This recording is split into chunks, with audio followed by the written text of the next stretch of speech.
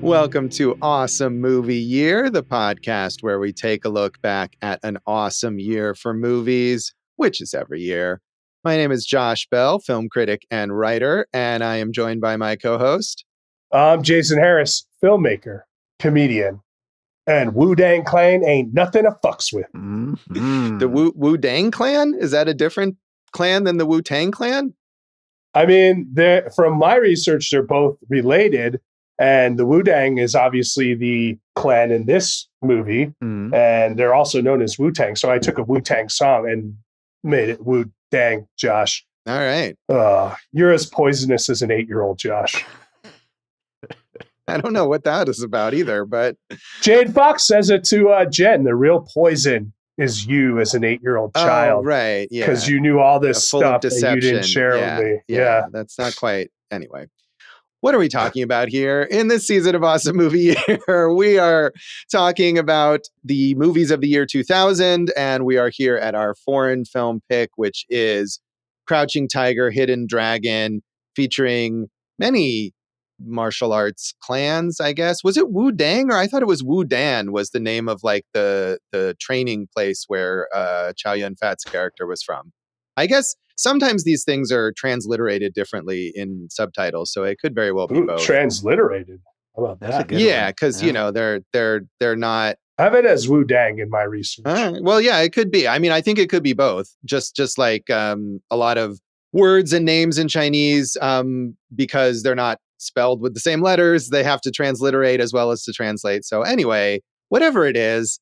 Like many members of the Wu-Tang Clan have multiple identities. That is true. They do. They do indeed. Perhaps in tribute to the martial arts films that they love. So, Crouching Tiger, Hidden Dragon, possibly featuring the Wu-Dang or Wu-Dan Clan, and plenty of fighting, starring Chow Yun-fat and Michelle Yeoh and Zhang Ziyi as warriors of ancient China, fighting over the sword, the Green Destiny. This is a very popular film. It was the first foreign language movie to gross more than $100 million at the box office in the US. It overall grossed $214 million worldwide on its budget of just $17 million. So amazing. This movie, $17 million budget. Wonder Boys, $55 million budget. No martial arts in Wonder Boys.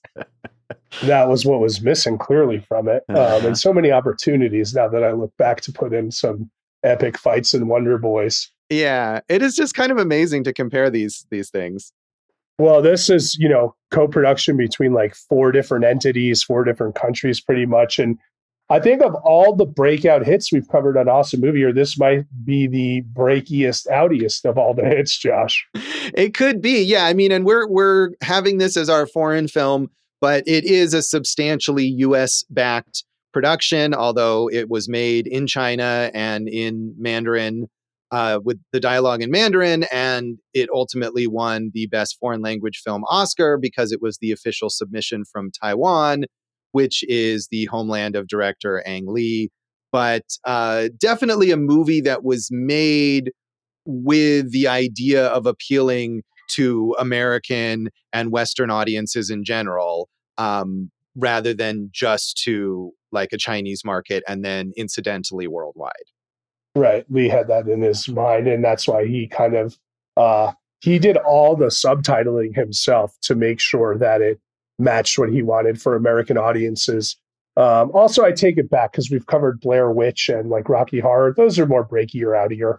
Yeah, I mean, I think all of these are sensations, and especially like Blair Witch, where not only did it become a breakout hit, but it launched a sort of movement or a subgenre into prominence. This is a film that really helped bring martial arts movies and wuxia movies into the mainstream, and even just Asian cinema in general into the mainstream in the US, and give it a lot more acceptance among audiences here who maybe were reluctant before to go see like a subtitled film.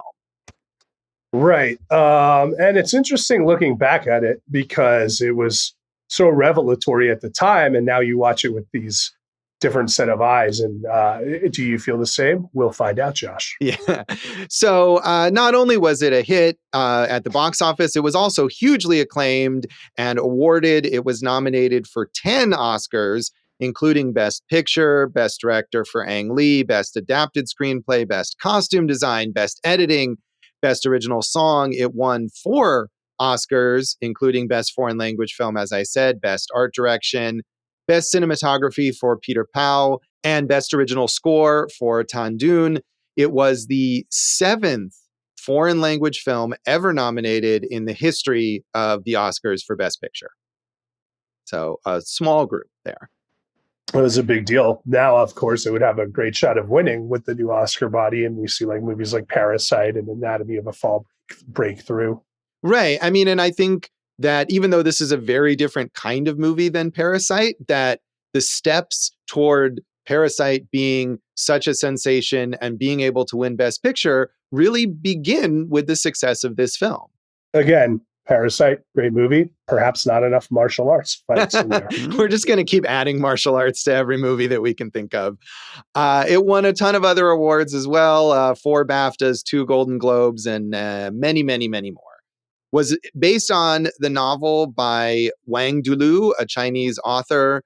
That is the 4th novel, actually, in a series of 5 that he put out. And interesting to me, I was curious to kind of look up responses to this, that despite the huge success of this movie, none of those novels have ever been translated into English and released in the US. Right.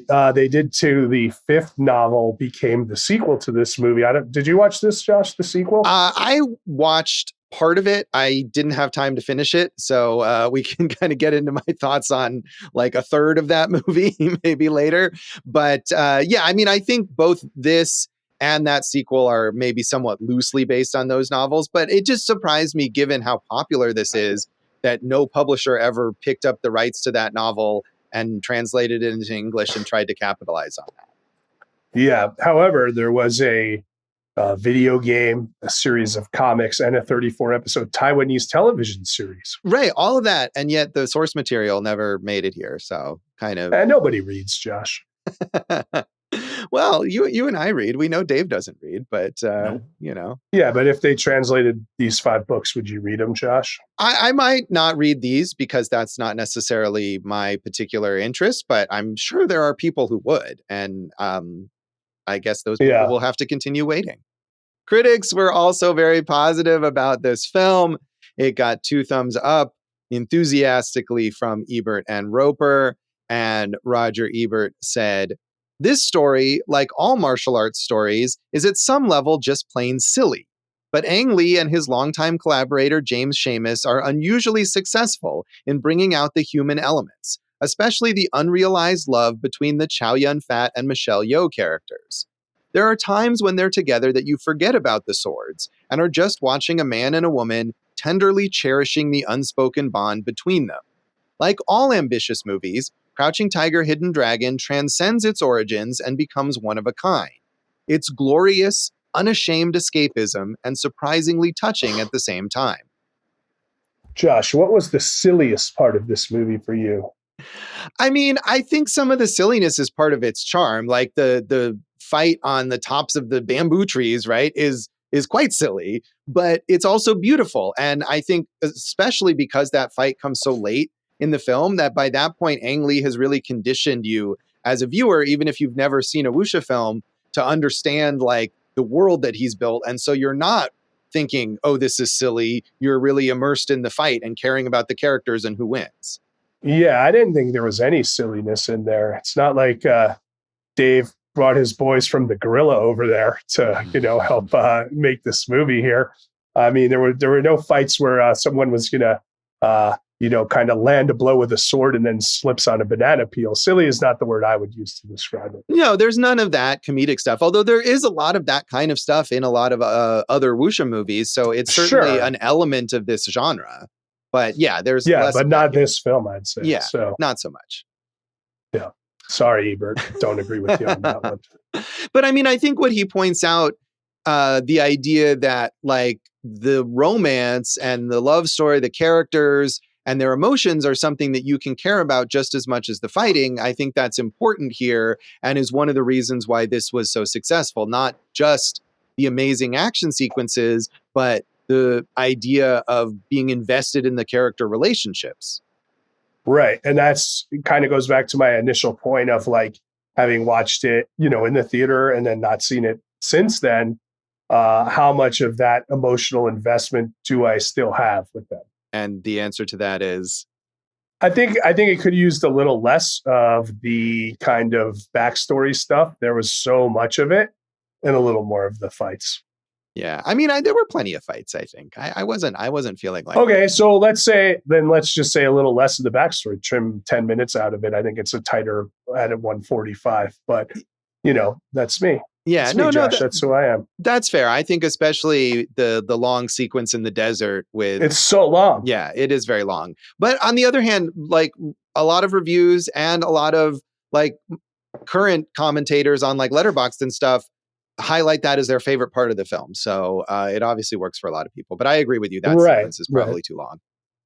I think there's like a lot of the backstory I think could have been trimmed down. Like, we know the Michelle Yeoh and the Chow Yun-fat character longing for each other the entire movie. And, that you don't have to show that every single time. Oh, yeah. I thought that stuff was right. The only bit to me that seemed excessive was that kind of desert sequence because it feels like those characters are a bit secondary, or especially Lo, the male character there is like, it takes a while to introduce him and I was less invested in his journey than in the others. But do you think it was a mistake in that desert sequence not to play that Sting and Cheb Mommy song? Dream, ole, ole, ole, whatever song. I don't either. I think it's never a mistake to not play that song. Lisa Schwartzbaum in Entertainment Weekly said, "You may know your Hong Kong-style martial arts flick conventions. You may not. It doesn't matter.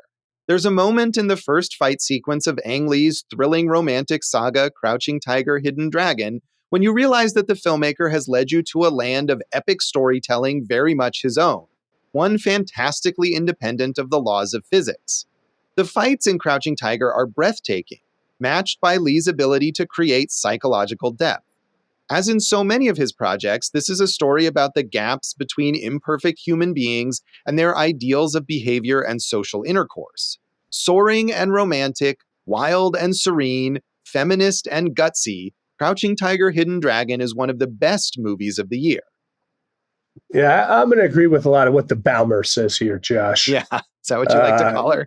Yeah, it's just the Richie Tenenbaum of the podcast, sure. Baumer here. So, but I do agree that this is such a great access point, whether you know or don't know kind of Hong Kong action cinema or kind of any martial arts cinema.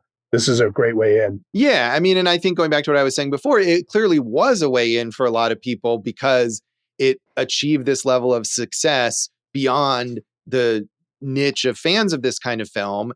And presumably a lot of people, if they enjoyed this film, they did seek out other martial arts films, other wuxia films, and it definitely led to the success of further wuxia films in the United States, in theaters, at the box office, etc. I mean, I know one person who was so impressed with this movie that they decided to watch exactly 1/3 of the sequel. Yeah.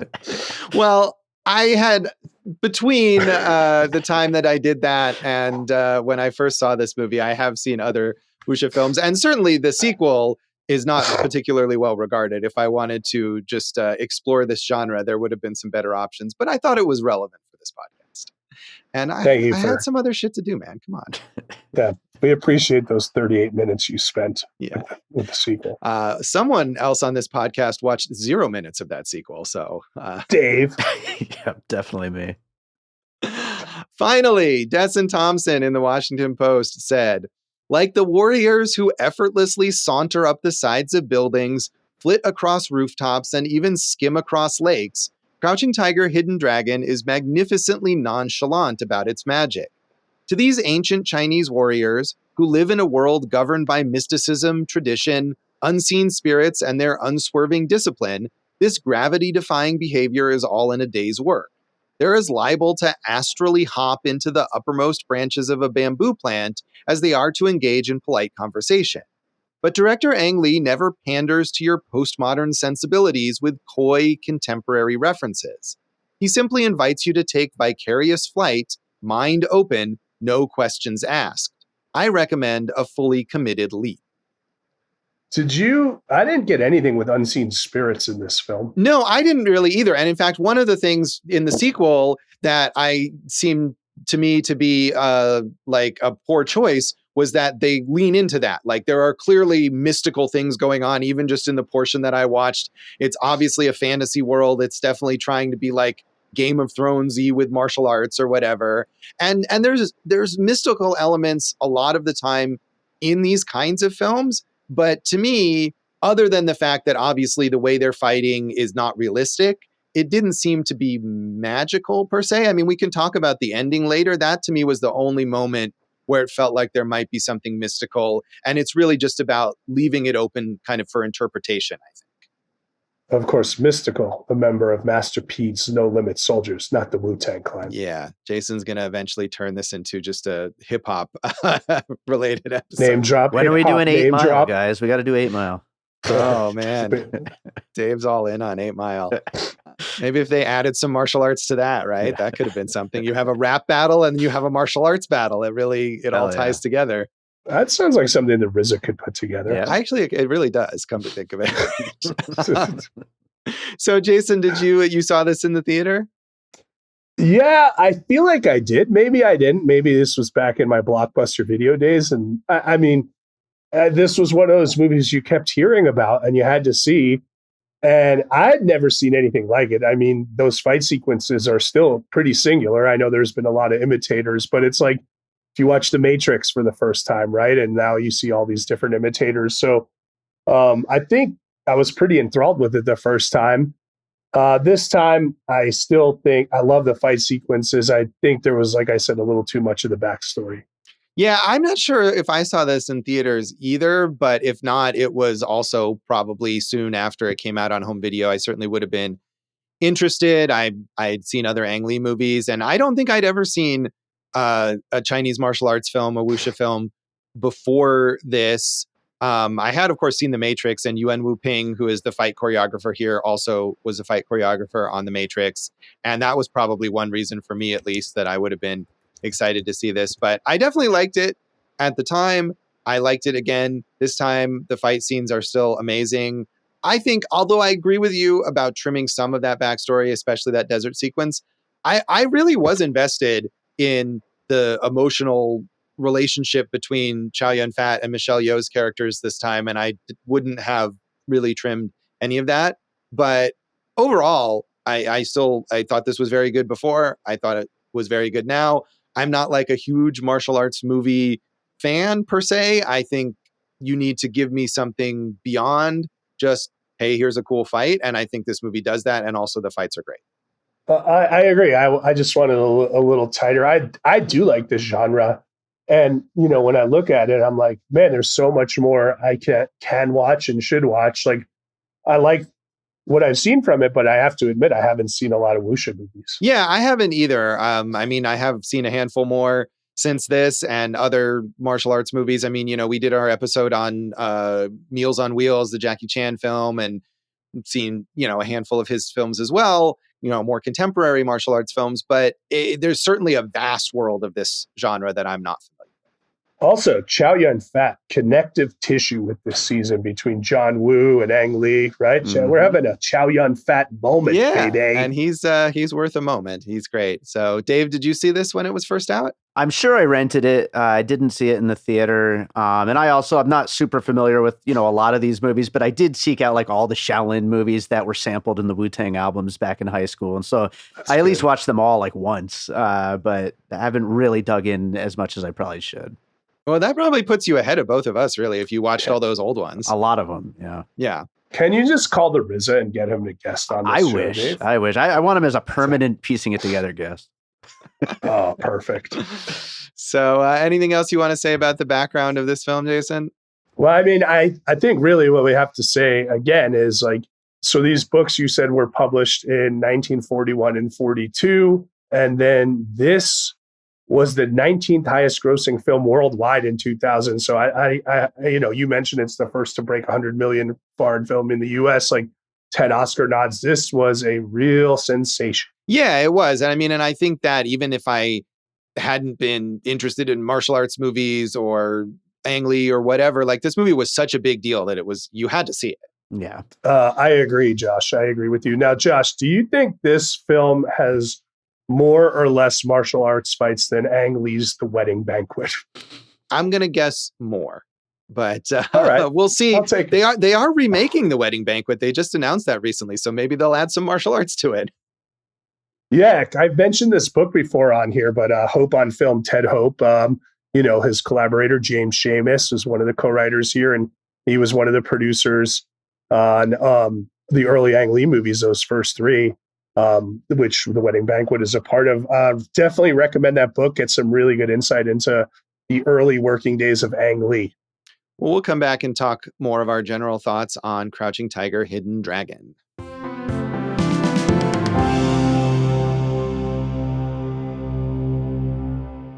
Welcome back to Awesome Movie Year. In this episode of our season on the films of the year 2000, we are talking about our foreign film pick, Crouching Tiger, Hidden Dragon. And we already mentioned the bamboo treetop fight sequence, which is probably the most famous in this film. But was that your favorite fight scene, or is there another one that you liked more? Well, what's so amazing is the literal sequence before is another fight scene between the two women that lead into this fight scene, right? Between Michelle Yeoh and Zhang Ziyi. And I think that's equally as good as a fight scene. That's my favorite right? one. So yeah, those two are both just so good. And then it's really so hard to pull off doing two back-to-back, Josh, right? So how do you do that? How do you pull off these two back-to-back? But he makes them so different and unique and flat out some of the best fight sequences ever put on film. Right. And what's amazing is that he had not directed a martial arts film before this, did not direct any martial arts films after this, but perfectly really capture that genre. I mean, certainly he would have been very familiar. I'm sure he'd seen a ton of these films and had lots of ideas for a long time about how he'd want to make one. But it's impressive to take on something like this that, I mean, so many other filmmakers have worked on. There are so many great examples of, and just basically perfect it. Yeah, he's a real auteur, right? He's a real visionary, Ang Lee. And it's like, even when he takes the big shots, like one day I want to rewatch his version of Hulk, the Incredible Hulk movie, which is much maligned, but now has some fans. But if you look at the movies that he's made, he goes in so many different types of stories, right? Like, we have Brokeback Mountain, no Western. We have Life of Pi, kind of a sea epic, The Ice Storm, this kind of really good 70s drama. Like I think any movie he pretty much does, like you can at least expect like a really well thought out vision that he executes, whether you like it or not. Yeah, I mean, and he does have that incredible range of genres, types of stories, and even movies, right? I think that I haven't cared for, like, he has absolutely thought out how he's going to approach this particular genre and particular style, and it's distinctive. So it's sometimes maybe harder to see the connections, although Life of Pi does feature a crouching tiger. Oh, yeah. And also, wasn't Life of Pi, like, didn't it utilize like all types of 3D technology at the time that we hadn't seen before? Right. Another beautifully shot movie too. Yeah. I mean, and this is, maybe something we'd talk more about in The Legacy, but I think especially as his career has gone on with that kind of stuff and his later, most recent films like Gemini Man and Billy Lynn's Long Halftime Walk, he, to me, has become one of these directors like, and I think we talked about this related to Peter Jackson, but also like James Cameron and Robert Zemeckis, where their like relentless pursuit of new technological ways to make films seems to kind of overshadow their storytelling abilities in some ways. Yeah, I think sadly I'm going to put Michael Mann in that category for the last couple, and like I'm really hoping he does Heat 2 and just brings it all the way back. But Ang Lee is I mentioned Hulk. He's the proto model to Marvel or Star Wars, because he was a indie filmmaker in New York making these small kind of familial pictures. And then he jumped up to, in that case, Hulk was a quote unquote Marvel movie, right? But he, even Crouching Tiger, if you watch his early work, you're not like, oh, this guy's going to make an amazing like kung fu or martial arts movie, right?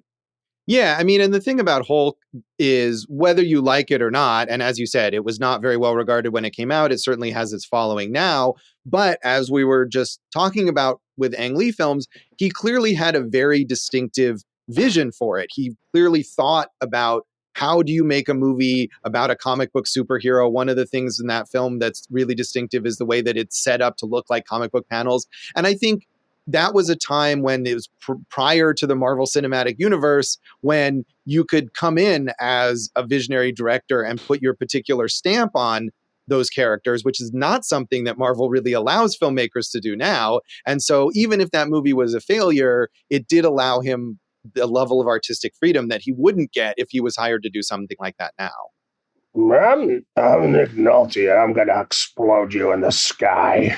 Anyway, let's get back to Crouching Tiger, Hidden Dragon, maybe. We've really jumped the gun here on the legacy of Ang Lee. No, I mean, we're talking about what a unique director he is, and that plays so much into it. For instance, those two fight sequences, like the Michelle Yeoh Zhang Ziyi fight sequence, which is them basically in a dojo-style setting, and Zhang Ziyi has the Green Destiny sword, and Michelle Yeoh has all these other weapons that she works with. Like, we've seen a version of that fight sequence so many times, but how many live up to this version of that? Right. Yeah. I mean, and I think another thing that makes that fight sequence impressive is that by that point, you've understood very clearly where these characters are coming from. And Zhang Ziyi's character, especially Chen, has this kind of petulant, like spoiled brat aspect to her, where she's taking things too far to prove that she doesn't need to be coddled, or to prove that she can be just as good as these other martial arts masters. And she gets to a point where, they're fighting, but they're always doing it in a way where they're not really hurting each other. And she gets to a point where she actually like stabs Michelle Yeoh with the sword, and she starts bleeding. And it's like, whoa, what are you doing here? Like, where are you going with this just to prove yourself? And that's meaningful because we understand her character. Right. And I mean, dude, we're talking about whether they're good guys or bad guys, three badass women as along with Chow Yun-fat as the main four characters here doing all the fighting. Right. Yeah. I mean, the sort of villain, I guess we could say, of this story is the Jade Fox, played by Cheng Pei-pei. And she's like a legendary, I mean, Dave, you might have seen her in one of those old wuxia films that the Wu-Tang Clan references. And she's kind of this legendary figure from the genre from the past. And she gets to come in and play this villain here who has killed Li Mubai. Chow Yun-fat's character has killed his master, and he's out for revenge. She's known as cinema's first female action hero, so that's pretty cool. Josh, a recurring theme on these episodes that I usually bring up is use of location. And, he shot this in and around Beijing, and it's so beautiful and distinct and looks like a real village, a real lived in space. And then you go to the desert, which we agree the sequence might be too long, but what a use of landscape. And also, you compare that to like Brokeback Mountain and even Life of Pi in a totally different setting. Like, this guy is always playing with environment. Yeah. I mean, and I think that is a big difference between this and the sequel, which was shot mostly in New Zealand and is full of like CGI backgrounds, and it immediately feels fake in a way that this movie does not. Well, that's a good point, because you're talking about that scene where they're the tree fighting scene, right? And the tree walking. That's amazing. I remember having never seen anything like that before, but that all feels like it's not CGI trees, because it's not CGI trees, right? He's using practical effects. They're basically wire walking, and the actors are doing their own stunts.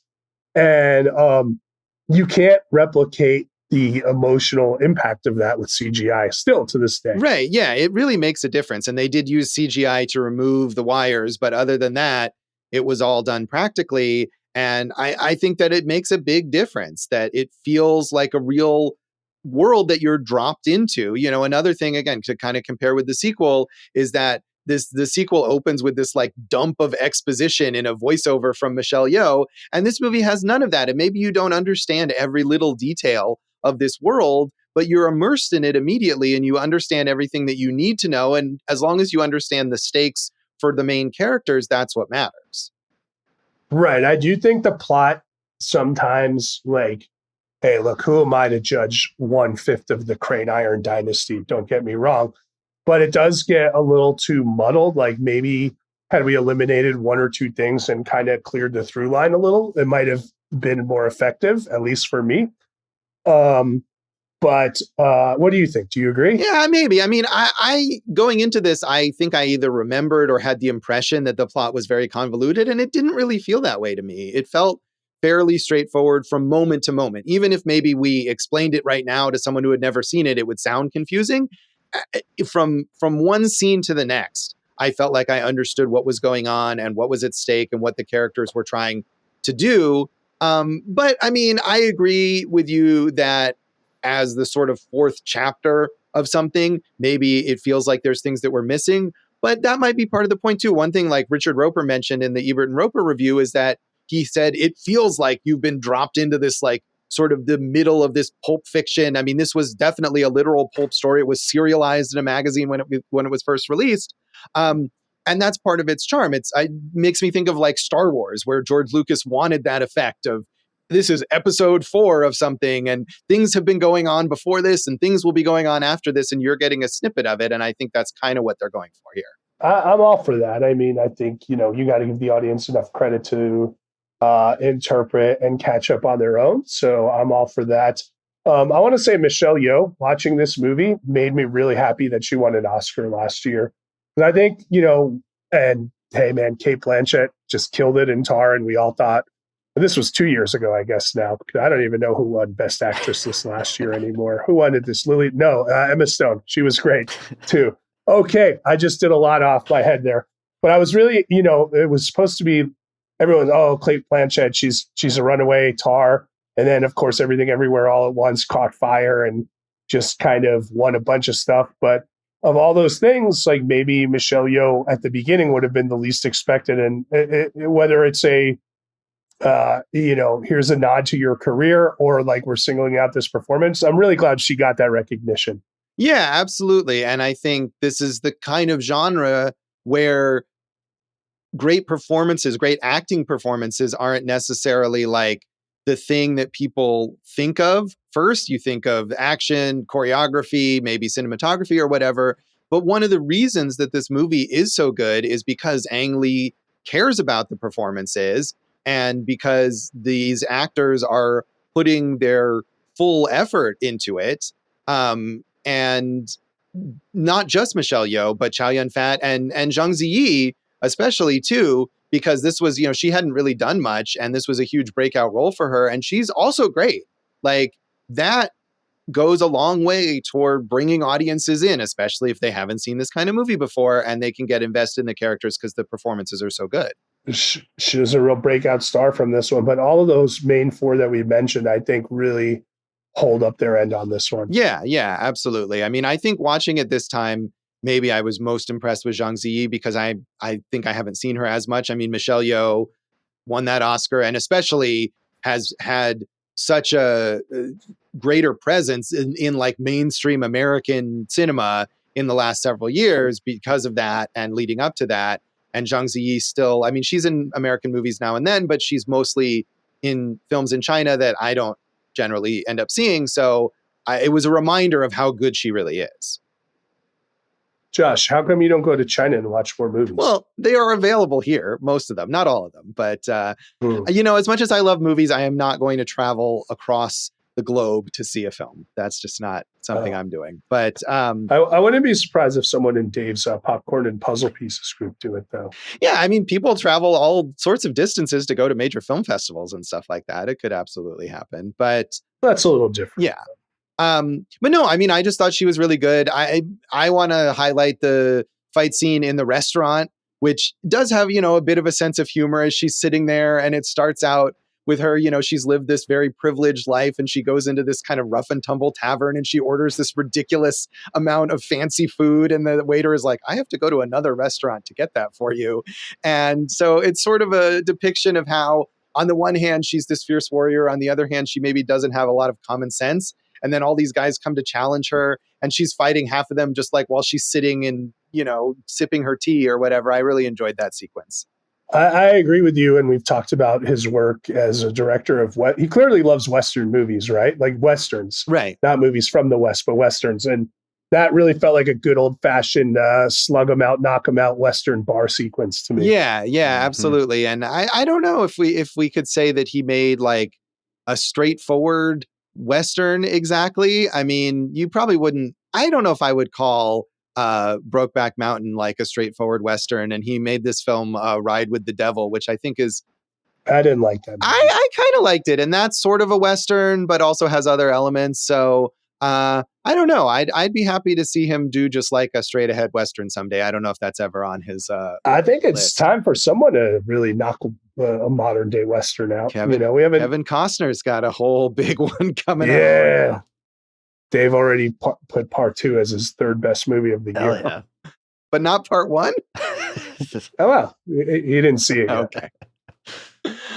But yeah, all of the fight scenes, we could just name them all, but I really enjoyed that. And the first, it takes a little while. There are a lot of fight scenes here, but it starts out and you could almost imagine that this is just a period drama before we get the first fight scene, which is when Jen tries to steal the sword and Michelle Yeoh goes after her and they're chasing each other across the rooftops. And that right away too is just fantastic. And if you were not familiar with what this movie was going to do, you watch that scene and you would be amazed and immersed immediately, I think. So really all of it is great. Right. The only one we didn't really mention is the last one where it's kind of Jade Fox and Chow Yun-fat. And, she's shooting this poison at him and he's just blocking it with the sword. And it's really cool. They're all great. So Dave, what did you think of this film? I would also shout out the score, which is just absolutely phenomenal.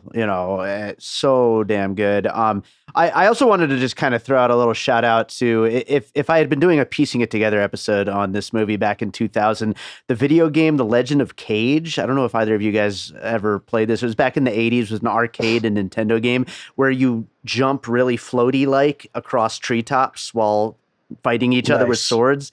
It had to have been an influence on this. I never played that one. Yeah, classic old school Nintendo game. What'd you play, Josh? Bubble Bobble? No, I was never a big video game guy, but I think if I played Altered Beast, that was one of my favorites. I think they're making a series on that soon, but like a TV series? Yeah, I think so, an animated series. That's a terrible idea. There's literally no plot to that. But anyway, that doesn't matter. Unrelated. So no, I want to agree with you, Dave, though, on the score. The score here is great, and that composer Tan Dun is not really mainly a film composer. I think only ever composed like 4 or 5 film scores in his entire career, but was a great get for Ang Lee here because he's perfect for it and it's just beautiful. Mm-hmm. And I thoroughly enjoyed that. So should we talk about the ending, Jason? Do you have any thoughts on the ending? Well, when it was done, the movie ended.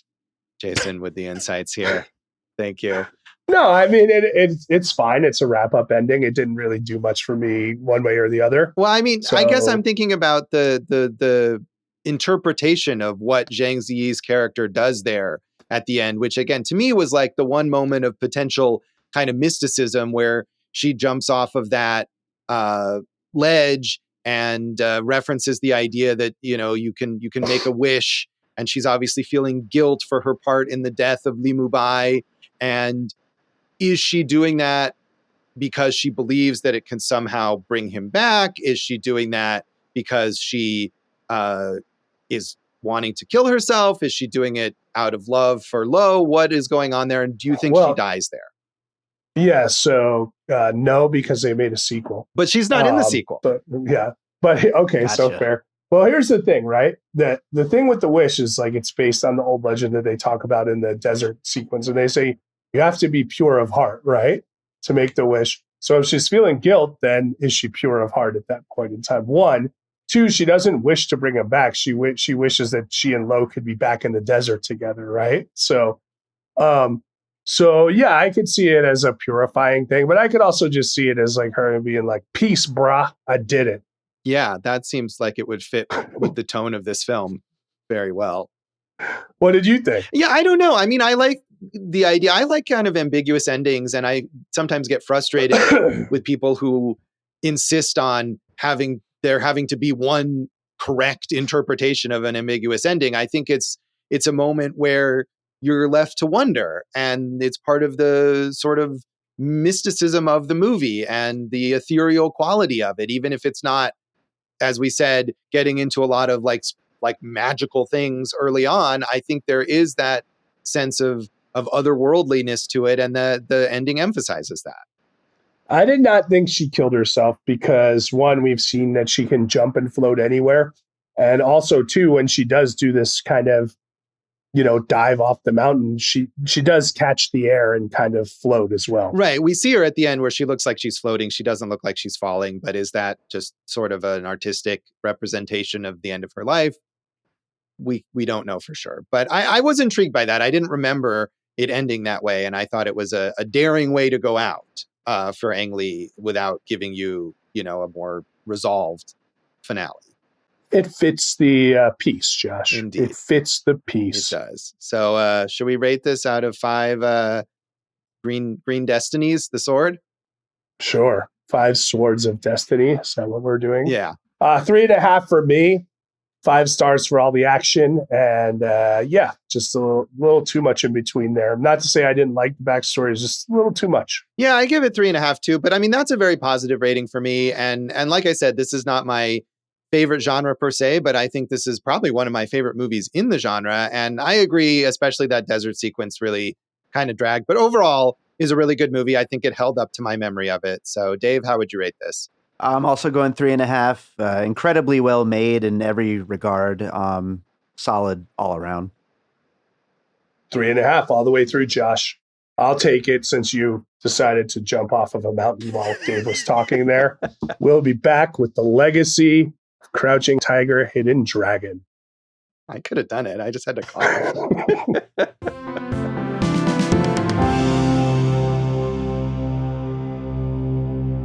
Welcome back to Awesome Movie Year. In this episode of our season on the films of the year 2000, we have been talking about our foreign film, Crouching Tiger, Hidden Dragon, and we really have gone through a lot of the legacy here. I mean, I wanted to say again that this opened a lot of doors, it seemed like, for Asian films and specifically wuxia films in the US. I mean, most directly, films that Zhang Yimou made, Hero and House of Flying Daggers, which include some of these actors, were big box office successes. I definitely remember going to see that. And Curse of the Golden Flower was, I think, the third one.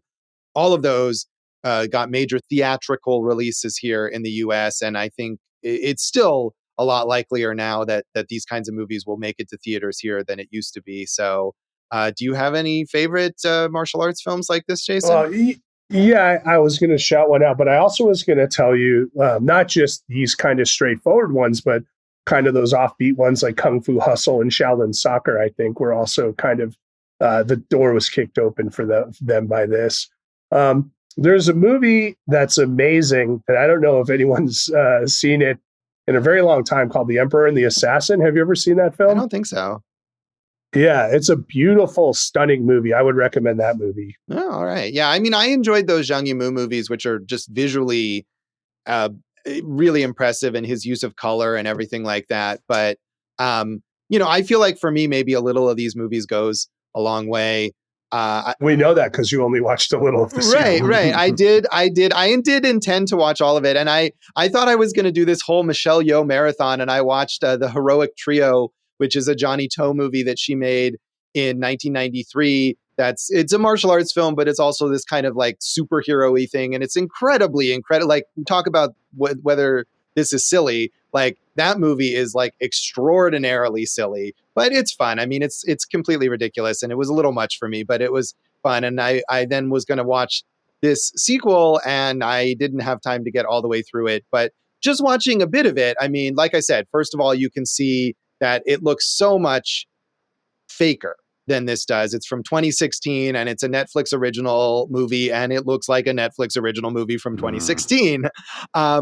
Was directed by Yuen Wu-ping, who is the fight choreographer on this film, and Michelle Yeoh was the only actor to return playing her same character. And already just in that first third, there were like 2 fight sequences that were clearly meant to evoke memorable fight scenes from the original. So it's a perfectly okay martial arts movie so far, but it certainly doesn't stack up to this original. So, Josh, when we talked about John Woo, you had mentioned Redcliffe.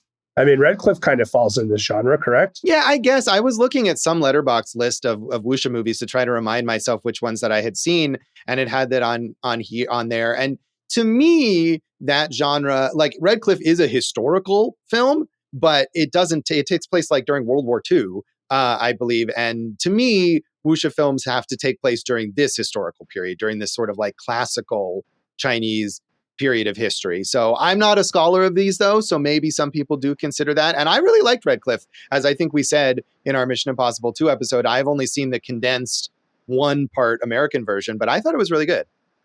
Yeah, I mean, I think the next ones for me would be like the Ip Man series. I feel like I should probably watch those. And then, of course, if you can go back to like the 70s to like the Shaw Brothers, that's really kind of where we're referencing a lot of things with Wu-Tang and everything. Right. Yeah. And those I think I may have seen one wuxia movie from that period that I didn't care for, but otherwise I'm not familiar with that stuff at all. But that's what you've seen, right, Dave? Yeah.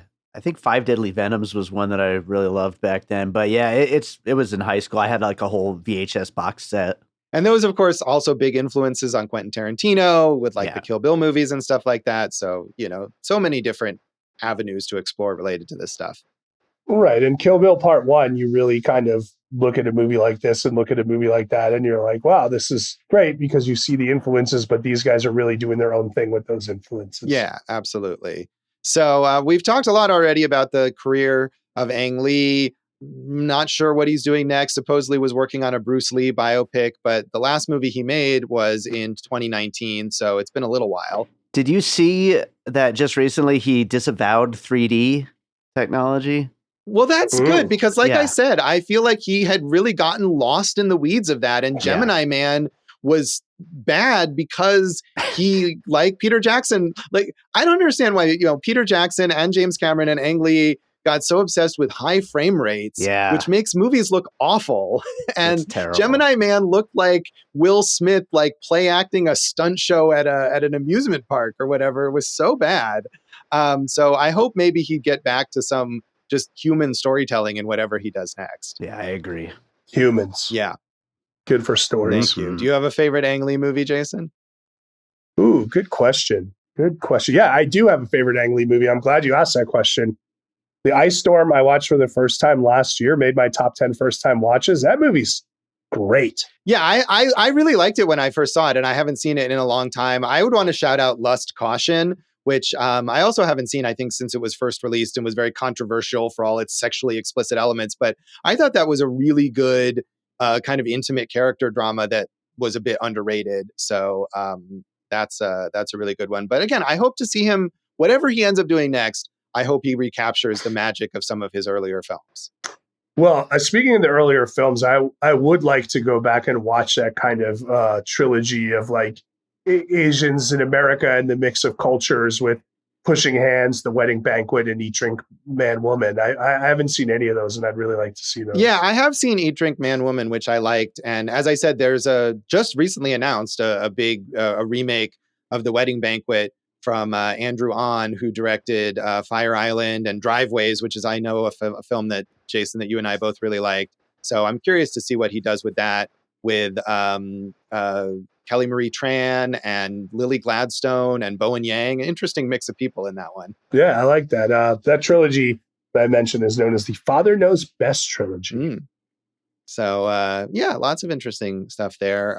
Michelle Yeoh, as we said, really having a moment after her Oscar win for Everything Everywhere All at Once, but has had a massive career, both in China and in Hollywood. And she's more on the Hollywood side of things these days, but I was somewhat surprised to see that she still fairly regularly appears in films in China. I was almost thinking like, oh, maybe she doesn't really do that anymore, but she definitely does. But of course, we know her for Crazy Rich Asians and good old Marvel, Shang-Chi and the Rings of Destiny, or whatever the hell those rings were.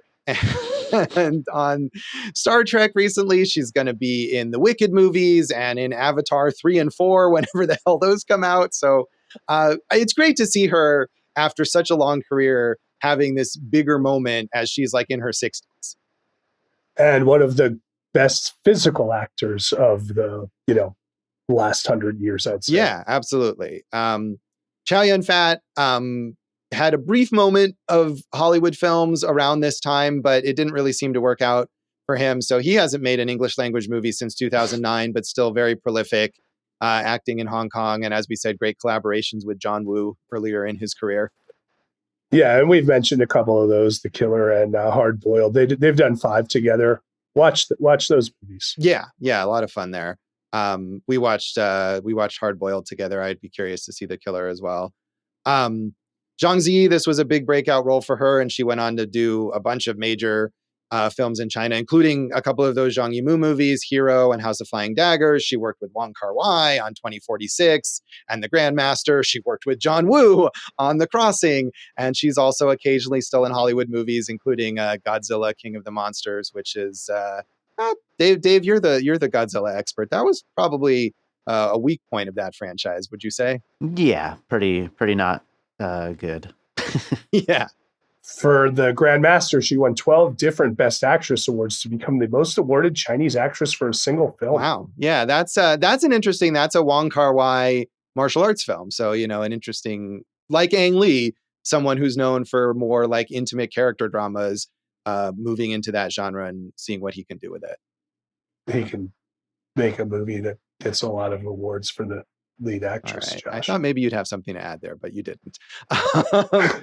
Chen, who plays Lo, is a very prolific actor in China. And I was interested to see that after all this time, being in this movie that was a huge international success, he, after this, kept working in China and finally made his first appearance in a Hollywood film in Dune, just very recently. Ah, there you go. And then the aforementioned Redcliffe that we talked about there, Josh. Lang Si-hung, who played Sir Tay, has been in over 100 films and TV series. And that trilogy that we just talked about, the Father Knows Best trilogy, he was in all 3 of those movies. Oh, nice. Yeah, that's cool to see that after working with him in those small independent films that Ang Lee brings him in here. Cheng Pei-pei, of course, a legend, has done here and there some English language films, but mostly remains a very prolific character actor in China. And I did want to mention Tan Dun again, the composer who later adapted his score of this film into a concerto. Yeah. Do you guys remember, was this the Oscars where Yo-Yo Ma came out and played the song from this movie? And it was just like one of the most like transcendent performances that has ever taken place on an Oscar show? It's quite possible. Yeah. I mean, he does perform on the soundtrack, right? So it seems like that would have been likely. I don't remember exactly. Dave, have you ever written a concerto? I'm planning on it one of these days.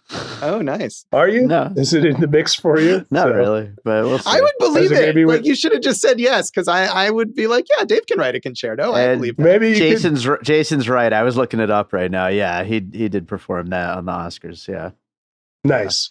You should do a concerto about your dumb idiot dogs and have them bark in the background. My dog is very quiet during the podcast. Yours drinks a lot of water. Crouching dog, hidden cat over there at Dave's house. There you go. A very basic film. Anything else you want to say about the legacy of this movie, Jason? No, I do not, Josh. I've gone through all my notes and they're all there. All right. Well, that is Crouching Tiger, Hidden Dragon. And that is this episode of Awesome Movie Year. You can fight us online and on social media. Nobody fights online. What are you talking about, Josh? Never. We're at awesomemovieyear.com on Facebook and Instagram. Awesome Movie Pod on Garbage. And we are at awesomemovieyear.com. If you go on the letterbox, make sure you tag Awesome Movie Year. I try to remember that myself. I'm Jason Harris Comedy or J Harris Comedy on all the things. Go for Jason on the aforementioned Letterboxd. You can find some old things from me at joshbellhateseverything.com. I am at Josh Bell Hates Everything on Facebook and at Signal Bleed on that garbage X Twitter site, as well as on Blue Sky and on Letterboxd. And listen to our producer, David Rosen's awesome podcast, Piecing It Together. Check out Piecing It Together wherever you listen to podcasts. Follow us on social media at Piecing Pod. And since Jason brought up my pet's music, check out the Pup Pups Variety Snaps, their new album that came out just recently on all the streaming services. And it is heating up the Rosen household. Mm-hmm. They have 14 monthly listeners right now. Bunch of weirdos out there. Speaking of animals, what do we have in our next episode, Jason? We have animated animals for you, Josh, because our new category animation takes us to the wonderful Aardman Studio and Chicken Run. So tune in next time for Chicken Run, and thanks for listening to Awesome Movie Year. Thank you for listening to Awesome Movie Year. Make sure to follow Awesome Movie Year on Facebook, at Awesome Movie Pod on Twitter, and at Awesome Movie Year on Instagram. And if you like the show, review us and rate us with 5 stars on Apple Podcasts.